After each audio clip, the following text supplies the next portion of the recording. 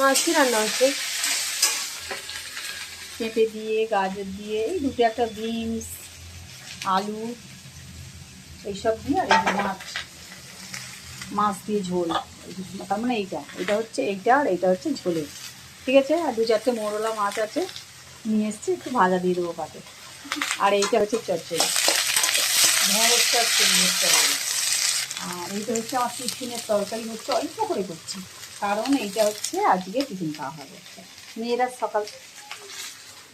সকাল থেকে ওটস খায়নি, এইটা খাবে বলে, এইটা টিফিন খাবে বলে। ওরা তো বেলা টিফিন খায় না, ওটস খায় সকালবেলা। আজকে ওটস খাওয়া বন্ধ করে দিয়েছে, এইটা টিফিন খাবে, আমিও একটু 2-4টে খাবো, তার সঙ্গে আলুর তরকারিটা হচ্ছে।